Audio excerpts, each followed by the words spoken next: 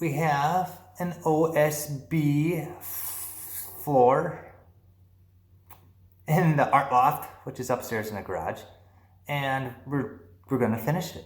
So we're gonna sand it, and we're going to put poly on it, and we're gonna bring you along to see how well it works. So let's get started.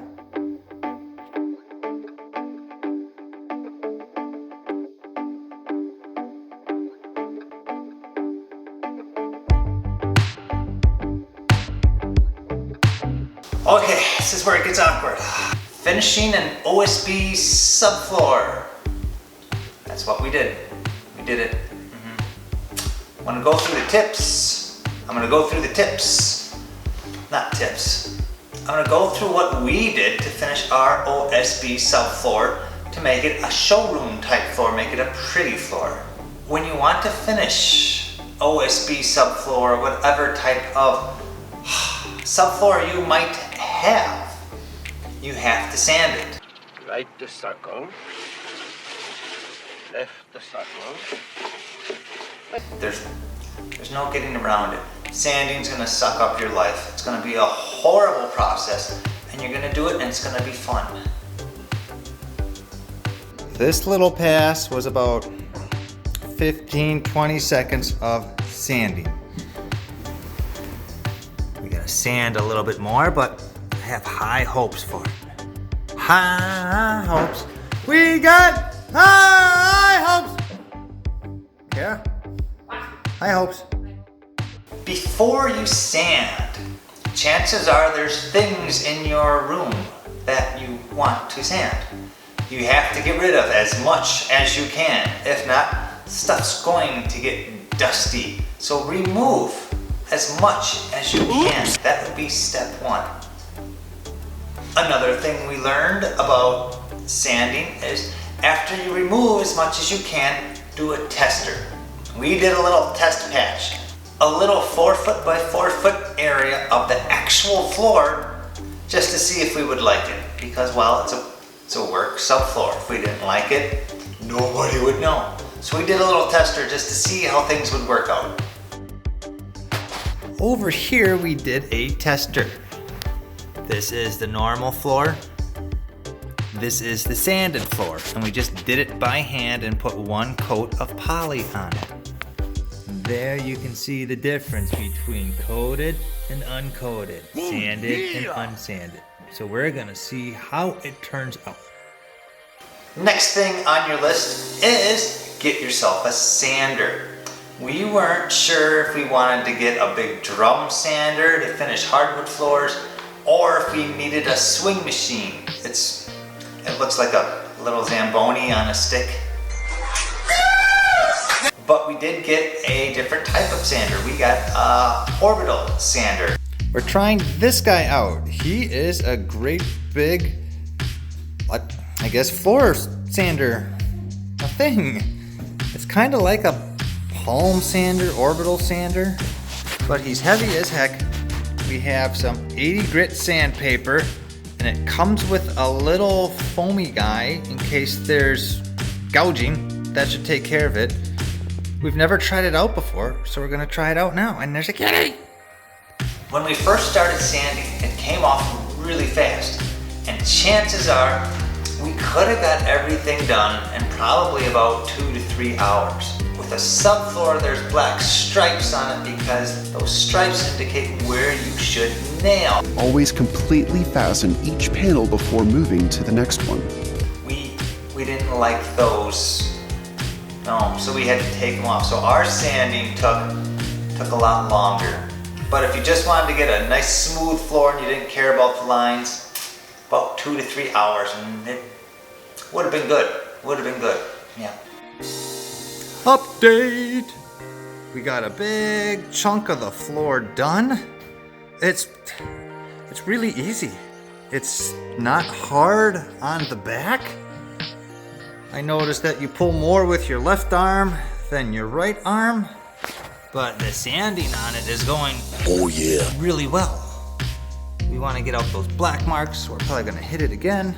The dust was quite an issue. We spent a good 12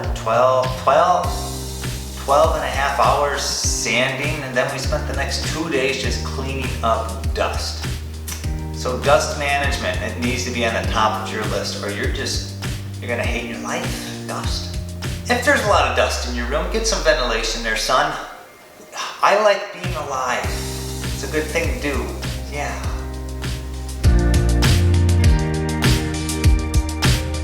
So we vacuumed a lot, so you need to vacuum a lot too. Get to it. Get vacuuming. Oh.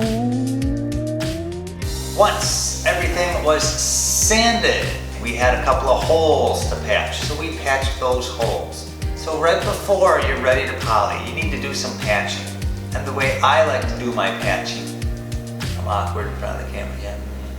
I take some of the sawdust that we got out from the sanders and I mixed it with 2-part epoxy. And that hardens hard as a rock.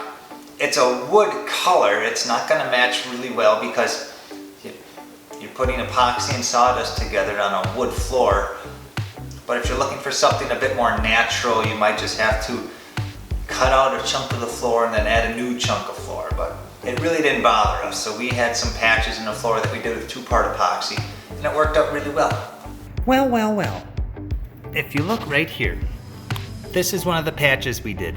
That patch is sawdust and 2-part epoxy. And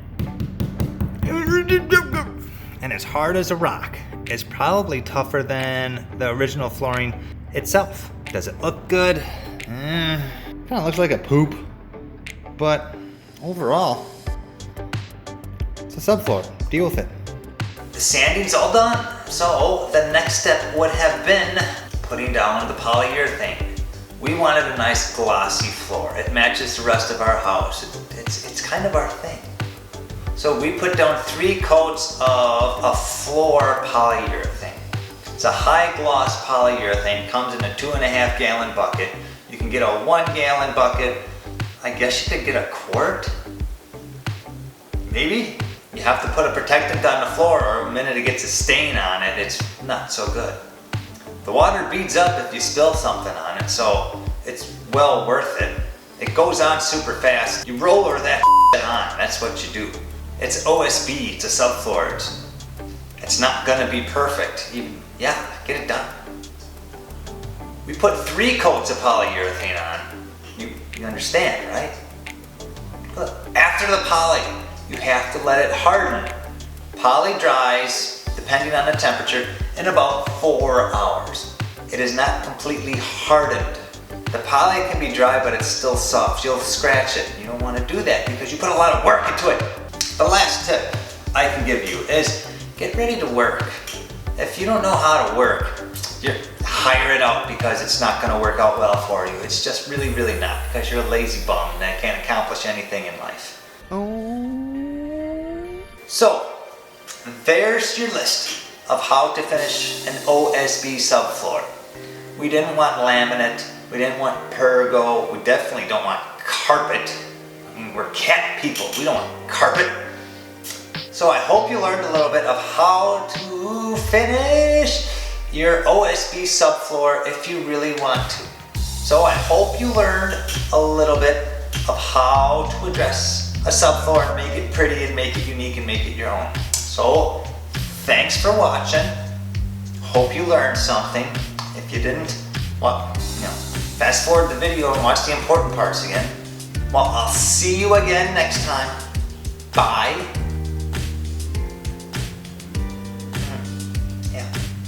My back. I should have did the video like this. Cut my face off. Get more views if my face wasn't in it.